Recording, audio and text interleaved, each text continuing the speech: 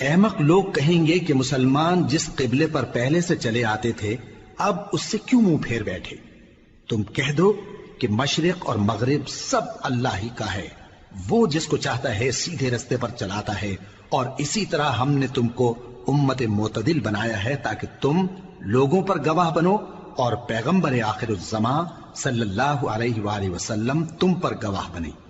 اور جس قبلے پر تم پہلے تھے اس کو ہم نے اس لیے مقرر کیا تھا کہ معلوم کریں کہ کون ہمارے پیغمبر کا تابع رہتا ہے اور کون الٹے پاؤں پھر جاتا ہے۔ اور یہ بات یعنی تحویل قبلہ لوگوں کو گراں معلوم ہوئی، مگر جن کو اللہ نے ہدایت بخشی ہے وہ اسے گراں نہیں سمجھتے، اور اللہ ایسا نہیں کہ تمہارے ایمان کو یوں ہی ضائع کر دے۔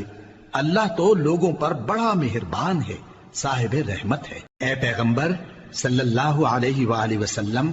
ہم تمہارا آسمان کی طرف منہ اٹھانا دیکھ رہے ہیں، سو ہم تم کو اسی قبلے کی طرف جس کو تم پسند کرتے ہو منہ کرنے کا حکم دیں گے۔ تو اپنا منہ مسجد حرام یعنی خانہ کعبہ کی طرف پھیر لو، اور تم لوگ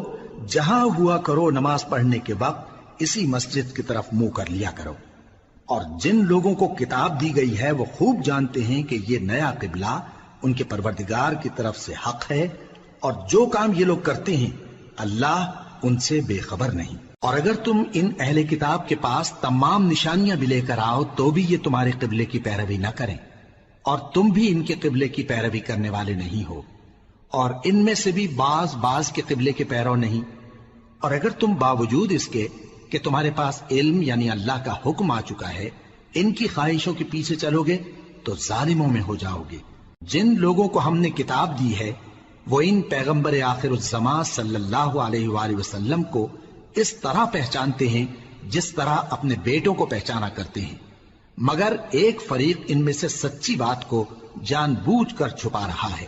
اے پیغمبر صلی اللہ علیہ وآلہ وسلم، یہ نیا قبلہ تمہارے پروردگار کی طرف سے حق ہے، تو تم ہرگز شک کرنے والوں میں نہ ہونا، اور ہر ایک شخص کے لیے ایک سمت مقرر ہے جدھر وہ عبادت کے وقت منہ کیا کرتا ہے، تو تم نیکیوں میں سبقت حاصل کرو۔ تم جہاں ہوگے اللہ تم سب کو جمع کرے گا، بے شک اللہ ہر چیز پر قادر ہے۔ اور تم جہاں سے نکلو نماز میں اپنا منہ مسجد حرام کی طرف کر لیا کرو، بے شبہ یہ تمہارے پروردگار کی طرف سے حق ہے، اور تم لوگ جو کچھ کرتے ہو اللہ اس سے بے خبر نہیں۔ اور تم جہاں سے نکلو مسجد حرام کی طرف منہ کر کے نماز پڑھا کرو، اور مسلمانوں تم جہاں ہوا کرو اسی مسجد کی طرف رخ کیا کرو۔ یہ تاکید اس لیے کی گئی ہے کہ لوگ تم کو کسی طرح کا الزام نہ دے سکیں، مگر ان میں سے جو ظالم ہیں وہ الزام دیں تو دیں، سو ان سے مت ڈرنا اور مجھی سے ڈرتے رہنا، اور یہ بھی مقصود ہے کہ میں تم کو اپنی تمام نعمتیں بخشوں، اور یہ بھی کہ تم راہ راست پر چلو۔ جس طرح من جملہ اور نعمتوں کے ہم نے تمہیں میں سے ایک رسول بھیجے ہیں جو تم کو ہماری آیتیں پڑھ پڑھ کر سناتے اور تمہیں پاک بناتے، اور کتاب یعنی قرآن اور دانائی سکھاتے ہیں، اور ایسی باتیں بتاتے ہیں جو تم پہلے نہیں جانتے تھے۔ سو تم مجھے یاد کیا کرو، میں تمہیں یاد کیا کروں گا، اور میرا احسان مانتے رہنا اور میری ناشکری نہ کرنا۔ اے ایمان والو، صبر اور نماز سے مدد لیا کرو، بے شک اللہ صبر کرنے والوں کے ساتھ ہے۔ اور جو لوگ اللہ کی راہ میں مارے جائیں ان کی نسبت یہ نہ کہنا کہ وہ مرے ہوئے ہیں، وہ مردہ نہیں بلکہ زندہ ہیں، لیکن تم کو شعور نہیں۔ اور ہم کسی قدر خوف اور بھوک اور مال اور جانوں اور میووں کے نقصان سے تمہاری آزمائش کریں گے، اور صبر کرنے والوں کو بشارت سنا دو کہ ان لوگوں پر جب کوئی مصیبت واقع ہوتی ہے تو کہتے ہیں کہ ہم اللہ ہی کا مال ہیں اور اسی کی طرف لوٹ کر جانے والے ہیں۔ یہی لوگ ہیں جن پر ان کے پروردگار کی عنایتیں ہیں اور خصوصی رحمت بھی ہے، اور یہی سیدھے رستے پر ہیں۔ بے شک کوہ صفا اور مروہ اللہ کی نشانیوں میں سے ہیں، تو جو شخص خانہ کعبہ کا حج یا عمرہ کرے اس پر کچھ گناہ نہیں کہ دونوں کے درمیان چکر لگائے، بلکہ یہ ایک نیک کام ہے، اور جو کوئی نیک کام کرے تو اللہ قدردان ہے، دانا ہے۔ جو لوگ ہمارے حکموں اور ہدایتوں کو جو ہم نے نازل کی ہیں کسی غرض فاسد سے چھپاتے ہیں، باوجود کہ ہم نے ان کو لوگوں کے سمجھانے کے لیے اپنی کتاب میں کھول کھول کر بیان کر دیا ہے۔ ایسوں پر اللہ اور تمام لعنت کرنے والے لعنت کرتے ہیں۔ ہاں، جو توبہ کرتے ہیں اور اپنی حالت درست کر لیتے ہیں اور احکام الہی کو صاف صاف بیان کر دیتے ہیں تو میں ان کے قصور معاف کر دیتا ہوں، اور میں بڑا معاف کرنے والا، بڑا مہربان ہوں۔ جو لوگ کافر ہوئے اور کافر ہی مرے، ایسوں پر اللہ کی اور فرشتوں کی اور انسانوں کی سب کی لعنت، وہ ہمیشہ اسی لعنت میں گرفتار رہیں گے۔ ان سے نہ تو عذاب ہلکا ہی کیا جائے گا اور نہ انہیں کچھ مہلت ملے گی۔ اور لوگوں، تمہارا معبود ایک ہی معبود ہے، اس بڑے مہربان اور رحم والے کے سوا کوئی عبادت کے لائق نہیں۔ بے شک آسمانوں اور زمین کے پیدا کرنے میں اور رات اور دن کے ایک دوسرے کے پیچھے آنے جانے میں اور کشتیوں اور جہازوں میں جو سمندر میں لوگوں کے فائدے کے لیے رواں ہیں، اور میں جس کو اللہ آسمان سے برساتا اور اس سے زمین کو اس کے مردہ ہو جانے کے بعد زندہ یعنی خشک ہو جانے کے بعد سرسبز کر دیتا ہے، اور زمین پر ہر قسم کے جانور پھیلانے میں اور ہواؤں کے چلانے میں اور بادلوں میں جو آسمان اور زمین کے درمیان گھرے رہتے ہیں، عقل مندوں کے لیے اللہ کی قدرت کی نشانیاں ہیں۔ اور بعض لوگ ایسے ہیں جو غیر اللہ کو اللہ کا شریک بناتے اور ان سے اللہ کی سی محبت کرتے ہیں، لیکن جو ایمان والے ہیں وہ تو اللہ ہی کے سب سے زیادہ دوست دار ہیں۔ اور اے کاش ظالم لوگ جو بات عذاب کے وقت دیکھیں گے اب دیکھ لیتے کہ سب طرح کی طاقت اللہ ہی کو ہے، اور یہ کہ اللہ سخت عذاب کرنے والا ہے۔ اس دن کفر کے پیشوا اپنے پیروں سے بیزاری ظاہر کریں گے اور دونوں عذاب الہی دیکھ لیں گے اور ان کے آپس کے تعلقات منقطع ہو جائیں گے۔ یہ حال دیکھ کر پیروی کرنے والے حسرت سے کہیں گے کہ اے کاش ہمیں پھر دنیا میں جانا نصیب ہو، تاکہ جس طرح یہ ہم سے بیزار ہو رہے ہیں اسی طرح ہم بھی ان سے بیزار ہوں۔ اس طرح اللہ ان کے اعمال حسرت بنا کر دکھائے گا اور وہ دوزخ سے نکل نہیں سکیں گے۔ لوگوں، جو چیزیں زمین میں حلال طیب ہیں وہ کھاؤ، اور شیطان کے قدموں پر نہ چلو، وہ تمہارا کھلا دشمن ہے۔ وہ تو تم کو برائی اور بے حیائی ہی کے کام کرنے کو کہتا ہے، اور یہ بھی کہ اللہ کی نسبت ایسی باتیں کہو جن کا تمہیں کچھ بھی علم نہیں۔ اور جب ان لوگوں سے کہا جاتا ہے کہ جو کتاب اللہ نے نازل فرمائی ہے اس کی پیروی کرو، تو کہتے ہیں نہیں، بلکہ ہم تو اسی چیز کی پیروی کریں گے جس پر ہم نے اپنے باپ دادا کو پایا۔ بھلا اگرچہ ان کے باپ دادا نہ کچھ سمجھتے ہوں اور نہ سیدھے رستے پر ہوں، تب بھی وہ انہی کی تقلید کیے جائیں گے۔ جو لوگ کافر ہیں ان کی مثال اس شخص کی سی ہے جو کسی ایسی چیز کو آواز دے جو پکار اور آواز کے سوا کچھ سن نہ سکے۔ یہ بہرے ہیں، گونگے ہیں، اندھے ہیں کہ کچھ سمجھ ہی نہیں سکتے۔ اے اہل ایمان، جو پاکیزہ چیزیں ہم نے تم کو عطا فرمائی ہیں ان کو کھاؤ، اور اگر اللہ ہی کے بندے ہو تو اس کی نعمتوں کا شکر بھی ادا کرو۔ اس نے تو تم پر بس مرا ہوا جانور اور لہو اور سور کا گوشت اور جس چیز پر اللہ کے سوا کسی اور کا نام پکارا جائے حرام کر دیا ہے۔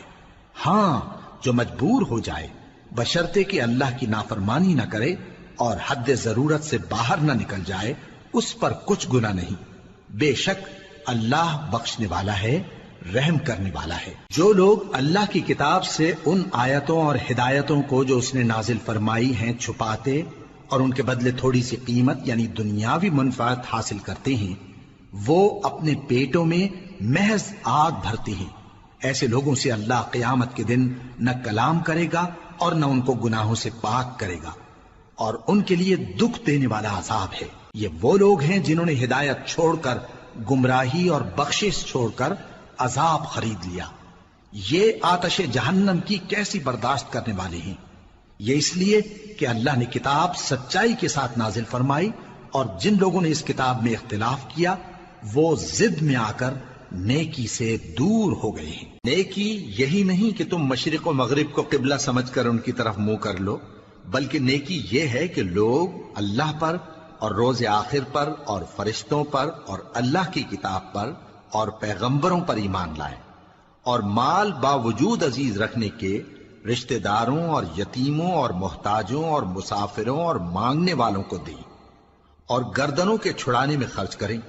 اور نماز پڑھیں اور زکات دیں، اور جب عہد کر لیں تو اس کو پورا کریں، اور سختی اور تکلیف میں اور جنگ کے وقت ثابت قدم رہیں۔ یہی لوگ ہیں جو ایمان میں سچے ہیں، اور یہی ہیں جو اللہ سے ڈرنے والے ہیں۔ مومنوں، تم کو مقتولوں کے بارے میں قصاص یعنی خون کے بدلے خون کا حکم دیا جاتا ہے،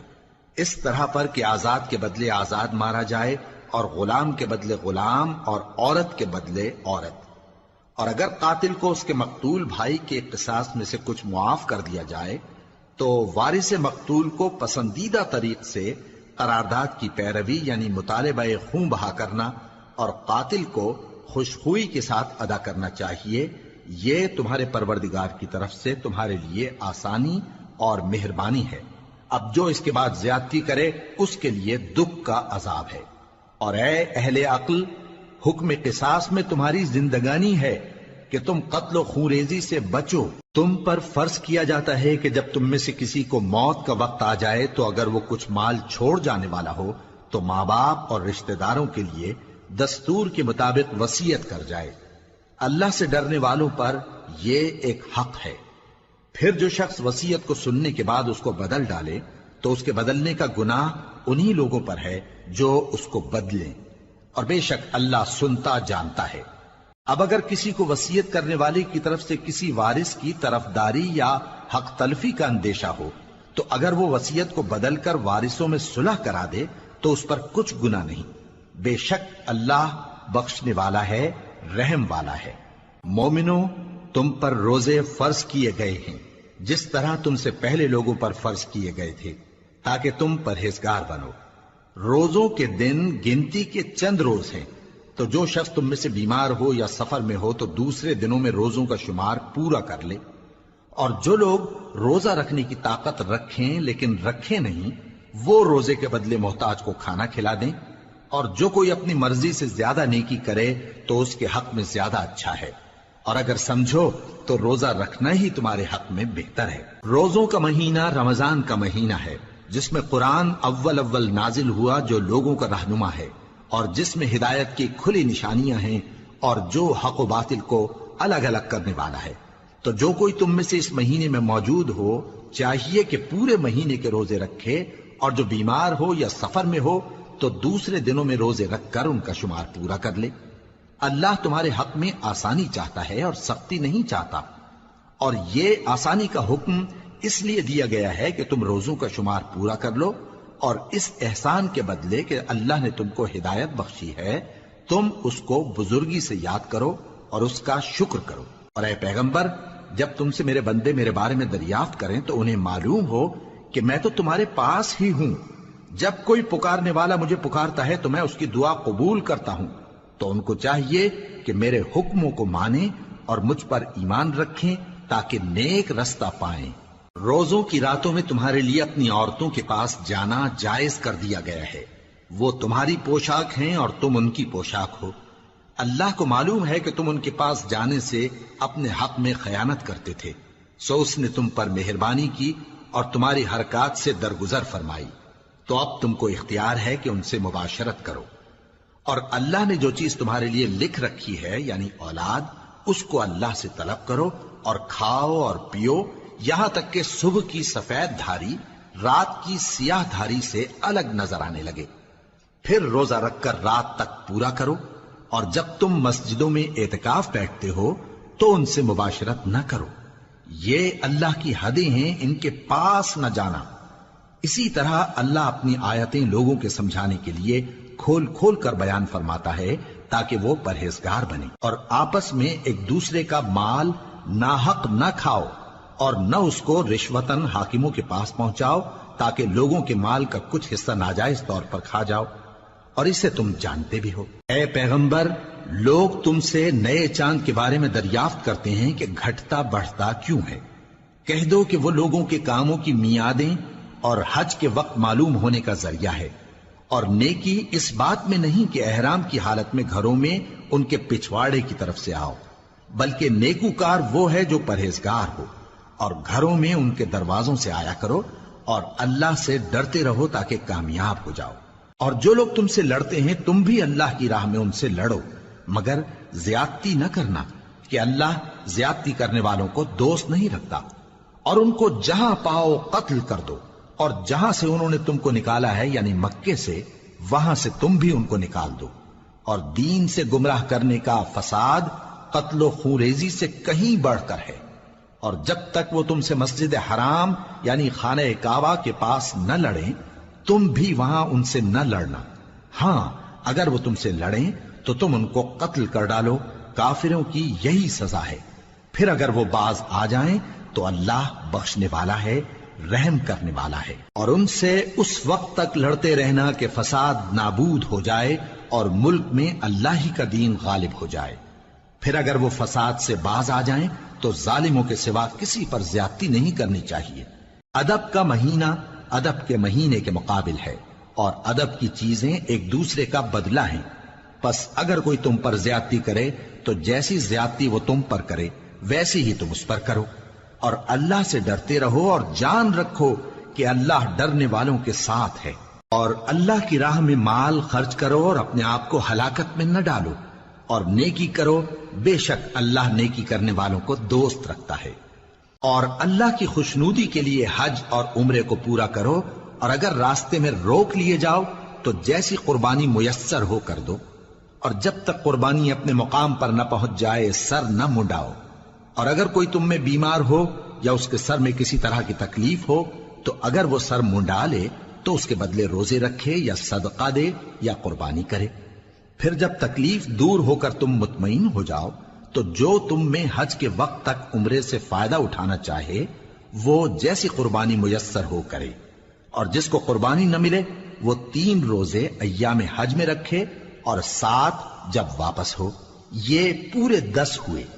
یہ حکم اس شخص کے لیے ہے جس کے اہل و عیال مکے میں نہ رہتے ہوں۔ اور اللہ سے ڈرتے رہو اور جان رکھو کہ اللہ سخت عذاب دینے والا ہے۔ حج کے مہینے معین ہیں جو معلوم ہیں، تو جو شخص ان مہینوں میں حج کی نیت کر لے تو حج کے دنوں میں نہ عورتوں سے اختلاط کرے، نہ کوئی برا کام کرے اور نہ کسی سے جھگڑے۔ اور جو نیک کام تم کرو گے وہ اللہ کو معلوم ہو جائے گا۔ اور زاد راہ یعنی رستے کا خرچ ساتھ لے جاؤ، کیونکہ بہترین زاد راہ پرہیزگاری ہے۔ اور اے اہل عقل مجھی سے ڈرتے رہو، اس کا تمہیں کچھ گناہ نہیں کہ حج کے دنوں میں بذریعہ تجارت اپنے پروردگار سے روزی طلب کرو۔ اور جب عرفات سے واپس ہونے لگو تو مشعر حرام یعنی مزدلفہ میں اللہ کا ذکر کرو، اور اس طرح ذکر کرو جس طرح اس نے تم کو سکھایا، اور اس سے پیشتر تم لوگ ان طریقوں سے محض ناواقف تھے۔ پھر جہاں سے اور لوگ واپس ہوں وہیں سے تم بھی واپس ہو، اور اللہ سے بخشش مانگو، بے شک اللہ بخشنے والا ہے، رحمت کرنے والا ہے۔ پھر جب حج کے تمام ارکان پورے کر چکو تو مینا میں اللہ کو یاد کرو جس طرح اپنے باپ دادا کو یاد کیا کرتے تھے، بلکہ اس سے بھی زیادہ۔ اور بعض لوگ ایسے ہیں جو اللہ سے التجا کرتے ہیں کہ اے پروردگار ہم کو جو دینا ہے دنیا ہی میں دے دے، اور ایسے لوگوں کا آخرت میں کچھ حصہ نہیں۔ اور بعض ایسے ہیں کہ دعا کرتے ہیں کہ پروردگار ہم کو دنیا میں بھی نعمت عطا فرما اور آخرت میں بھی نعمت بخشیو اور دوزخ کے عذاب سے محفوظ رکھیو۔ یہی لوگ ہیں جن کے لیے ان کے کاموں کا حصہ یعنی اجر نیک تیار ہے، اور اللہ جلد حساب لینے والا ہے۔ اور قیام منا کے دنوں میں جو گنتی کے دن ہیں اللہ کو یاد کرو، اگر کوئی جلدی کرے اور 2 ہی دن میں چل دے تو اس پر بھی کچھ گناہ نہیں، اور جو بات تک ٹھہرا رہے اس پر بھی کچھ گناہ نہیں۔ یہ باتیں اس شخص کے لیے ہیں جو اللہ سے ڈرے، اور تم لوگ اللہ سے ڈرتے رہو اور جان رکھو کہ تم سب اس کے پاس جمع کیے جاؤ گے۔ اور کوئی شخص تو ایسا ہے جس کی گفتگو دنیا کی زندگی میں تم کو دلکش معلوم ہوتی ہے، اور وہ اپنے معافی ضمیر پر یعنی اس بات پر جو اس کے دل میں ہے اللہ کو گواہ بناتا ہے، حالانکہ وہ سخت جھگڑالو ہے۔ اور جب پیٹ پھیر کر چلا جاتا ہے تو زمین میں دوڑتا پھرتا ہے تاکہ اس میں فتنہ انگیزی کرے اور کھیتی کو برباد اور انسانوں اور حیوانوں کی نسل کو نابود کر دے، اور اللہ فتنہ انگیزی کو پسند نہیں کرتا۔ اور جب اس سے کہا جاتا ہے کہ اللہ سے خوف کر تو غرور اس کو گناہ میں پھنسا دیتا ہے، سو اس کو جہنم کافی ہے اور وہ بہت برا ٹھکانہ ہے۔ اور کوئی شخص ایسا ہے کہ اللہ کی خوشنودی حاصل کرنے کے لیے اپنی جان بیچ ڈالتا ہے، اور اللہ بندوں پر بہت مہربان ہے۔ مومنو، اسلام میں پورے پورے داخل ہو جاؤ اور شیطان کے پیچھے نہ چلو، وہ تو تمہارا کھلا دشمن ہے۔ پھر اگر تم احکام روشن پہنچ جانے کے بعد لڑکھڑا جاؤ تو جان رکھو کہ اللہ غالب ہے، حکمت والا ہے۔ کیا یہ لوگ اسی بات کے منتظر ہیں کہ ان پر اللہ کا عذاب بادل کے سائبانوں میں نازل ہو اور فرشتے بھی اتر آئیں اور کام تمام کر دیا جائے؟ اور سب کاموں کا رجوع اللہ ہی کی طرف ہے۔ اے پیغمبر، بنی اسرائیل سے پوچھو کہ ہم نے ان کو کتنی کھلی نشانیاں دیں، اور جو شخص اللہ کی نعمت کو اپنے پاس آنے کے بعد بدل دے تو اللہ سخت عذاب کرنے والا ہے۔ اور جو کافر ہیں ان کے لیے دنیا کی زندگی خوشنما کر دی گئی ہے، اور وہ مومنوں سے تمسخر کرتی ہیں، لیکن جو پرہیزگار ہیں وہ قیامت کے دن ان سے اوپر ہوں گے۔ اور اللہ جس کو چاہتا ہے بے حساب رزق دیتا ہے۔ پہلے تو سب لوگوں کا ایک ہی مذہب تھا، لیکن وہ آپس میں اختلاف کرنے لگے تو اللہ نے ان کی طرف بشارت دینے والے اور ڈر سنانے والے پیغمبر بھیجے، اور ان پر سچائی کے ساتھ کتابیں نازل کی تاکہ جن امور میں لوگ اختلاف کرتے تھے ان کا ان میں فیصلہ کر دے۔ اور اس میں اختلاف بھی انہی لوگوں نے کیا جن کو کتاب دی گئی تھی، باوجود کہ ان کے پاس کھلے ہوئے احکام آ چکے تھے، اور یہ اختلاف انہوں نے صرف آپس کی ضد سے کیا۔ تو جس امر حق میں وہ اختلاف کرتے تھے اللہ نے اپنی مہربانی سے مومنوں کو اس کی راہ دکھا دی، اور اللہ جس کو چاہتا ہے سیدھا رستہ دکھا دیتا ہے۔ کیا تم یہ خیال کرتے ہو کہ یوں ہی بہشت میں داخل ہو جاؤ گے، اور ابھی تم کو پہلے لوگوں کی سی مشکلیں تو پیش آئی ہی نہیں؟ ان کو بڑی بڑی سختیاں اور تکلیفیں پہنچیں، اور وہ صعوبتوں میں ہلا ہلا دیے گئے، یہاں تک کہ پیغمبر اور مومن لوگ جو ان کے ساتھ تھے سب پکار اٹھے کہ کب اللہ کی مدد آئے گی۔ دیکھو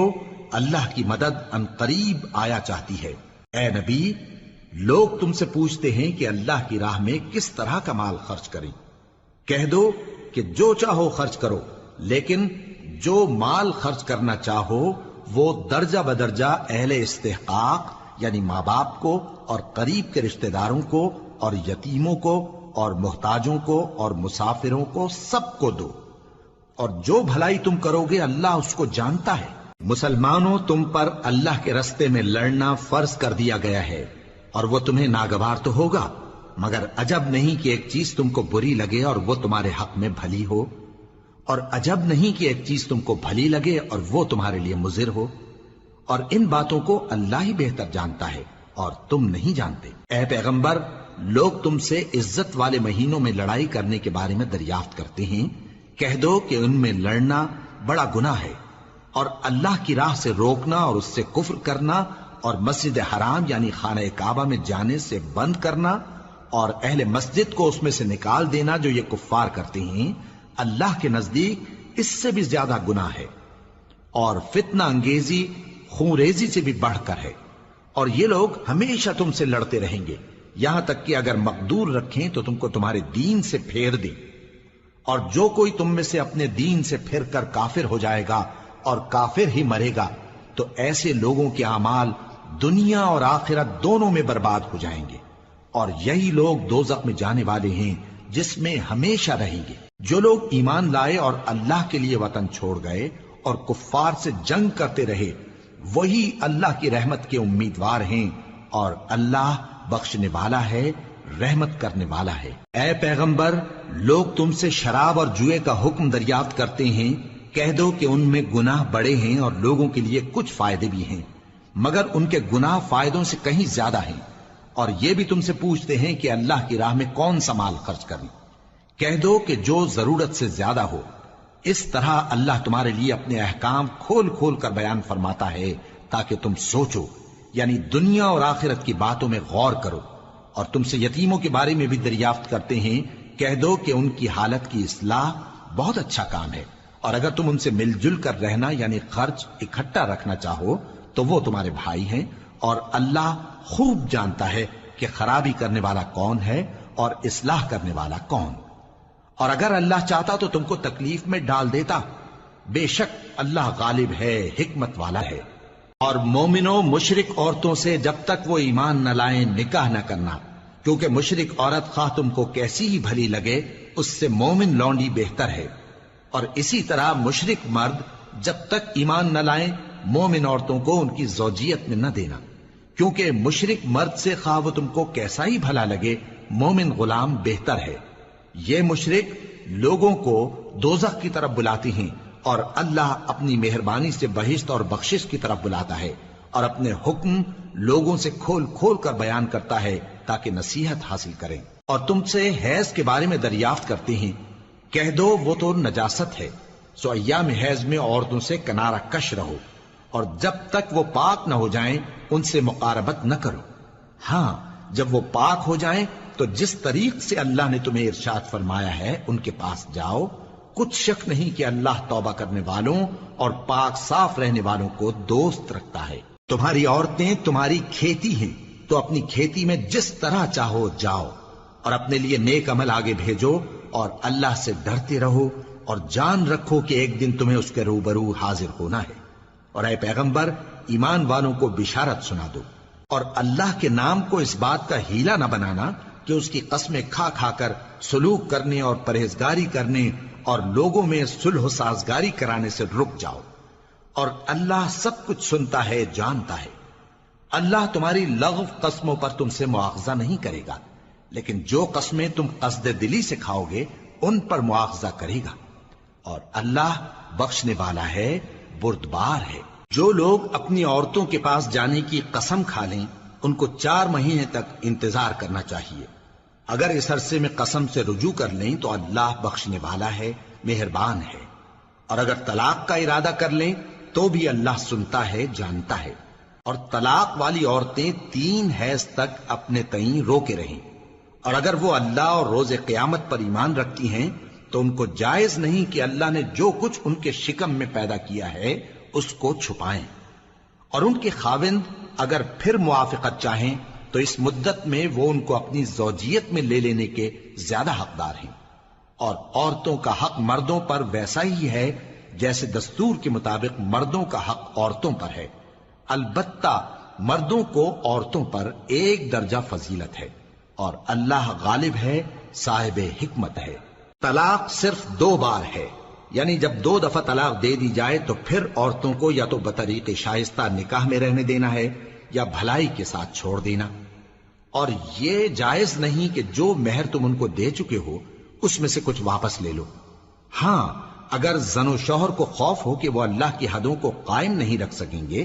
تو اگر عورت خاوند کے ہاتھ سے رہائی پانے کے بدلے میں کچھ دے ڈالے تو دونوں پر کچھ گناہ نہیں۔ یہ اللہ کی مقرر کی ہوئی حدیں ہیں، ان سے باہر نہ نکلنا، اور جو لوگ اللہ کی حدوں سے باہر نکل جائیں گے وہ گناہگار ہوں گے۔ پھر اگر شوہر 2 طلاقوں کے بعد تیسری طلاق عورت کو دے دے تو اس کے بعد جب تک عورت کسی دوسرے شخص سے نکاح نہ کر لے اس پہلے شوہر پر حلال نہ ہوگی۔ ہاں اگر دوسرا خاوند بھی طلاق دے دے اور عورت اور پہلا خاوند پھر ایک دوسرے کی طرف رجوع کر لیں تو ان پر کچھ گناہ نہیں، بشرطے کہ دونوں یقین کریں کہ اللہ کی حدوں کو قائم رکھ سکیں گے، اور یہ اللہ کی حدیں ہیں، ان کو وہ ان لوگوں کے لیے بیان فرماتا ہے جو علم رکھتے ہیں۔ اور جب تم عورتوں کو 2 دفعہ طلاق دے چکو اور ان کی عدت پوری ہو جائے تو انہیں یا تو حسن سلوک سے نکاح میں رہنے دو یا بطریق شائستہ رخصت کر دو، اور اس نیت سے ان کو نکاح میں نہ رہنے دینا چاہیے کہ انہیں تکلیف دو اور ان پر زیادتی کرو،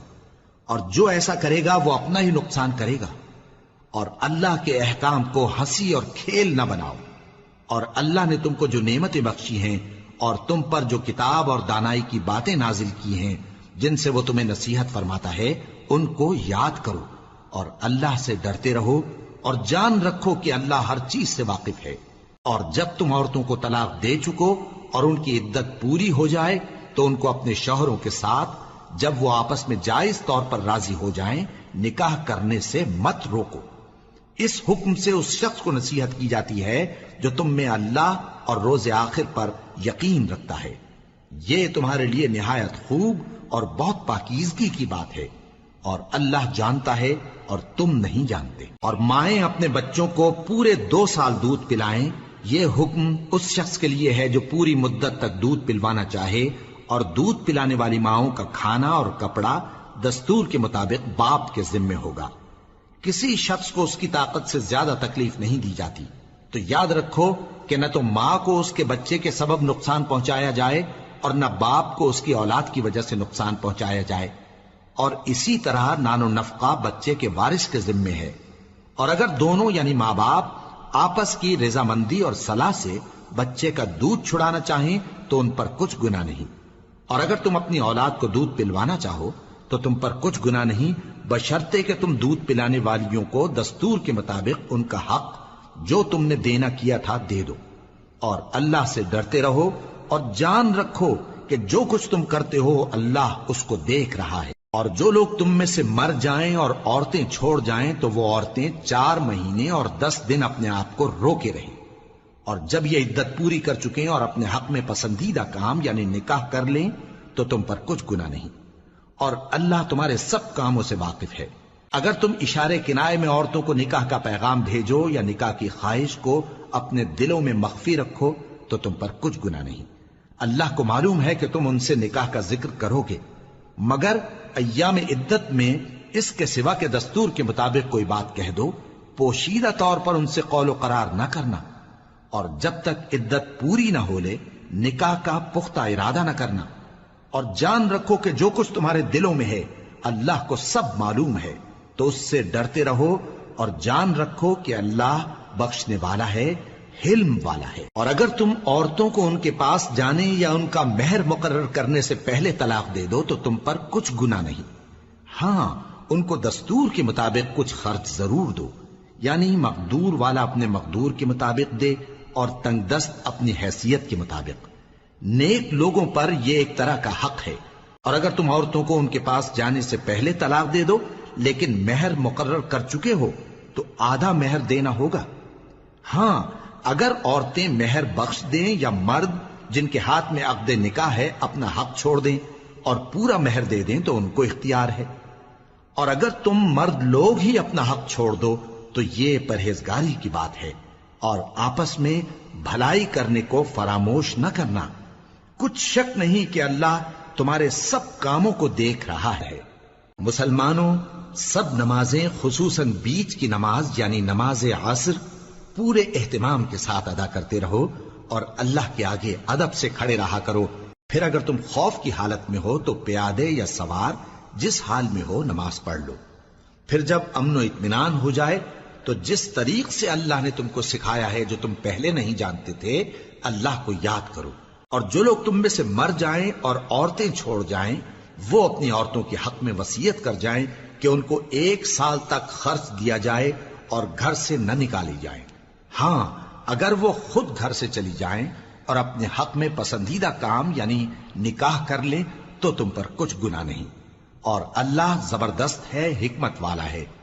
اور مطلقہ عورتوں کو بھی دستور کے مطابق نان و نفقہ دینا چاہیے، پرہیزگاروں پر یہ بھی حق ہے۔ اسی طرح اللہ اپنے احکام تمہارے لیے بیان فرماتا ہے تاکہ تم سمجھو۔ بھلا تم نے ان لوگوں کو نہیں دیکھا جو شمار میں ہزاروں ہی تھے اور موت کے ڈر سے اپنے گھروں سے نکل بھاگے تھے؟ تو اللہ نے ان کو حکم دیا کہ مر جاؤ، پھر ان کو زندہ بھی کر دیا۔ کچھ شک نہیں کہ اللہ لوگوں پر مہربانی رکھتا ہے، لیکن اکثر لوگ شکر نہیں کرتے۔ اور مسلمانوں، اللہ کی راہ میں جہاد کرو، اور جان رکھو کہ اللہ سب کچھ سنتا ہے، سب کچھ جانتا ہے۔ کون ہے کہ اللہ کو قرض حسنہ دے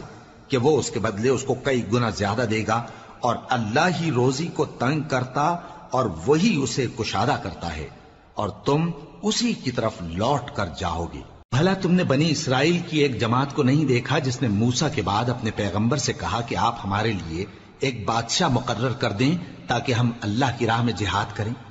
پیغمبر نے کہا کہ اگر تم کو جہاد کا حکم دیا جائے تو ایسا تو نہیں کہ لڑنے سے پہلو تہی کرو۔ وہ کہنے لگے کہ ہم اللہ کی راہ میں کیوں نہ لڑیں گے جبکہ ہم وطن سے خارج اور بال بچوں سے جدا کر دیے گئے۔ پھر جب ان کو جہاد کا حکم دیا گیا تو چند اشخاص کے سوا سب پھر گئے، اور اللہ ظالموں سے خوب واقف ہے۔ اور پیغمبر نے ان سے یہ بھی کہا کہ اللہ نے تم پر طالوت کو بادشاہ مقرر فرمایا ہے، وہ بولے کہ اسے ہم پر بادشاہی کا حق کیوں کر ہو سکتا ہے؟ اس سے بڑھ کر بادشاہی کے مستحق تو ہم ہیں، اور اس کے پاس تو بہت سی دولت بھی نہیں۔ پیغمبر نے کہا کہ اللہ نے اس کو تم پر فضیلت دی ہے اور بادشاہی کے لیے منتخب فرمایا ہے۔ اس نے اسے علم بھی بہت سا بخشا ہے اور تن و توش بھی بڑا عطا کیا ہے، اور اللہ کو اختیار ہے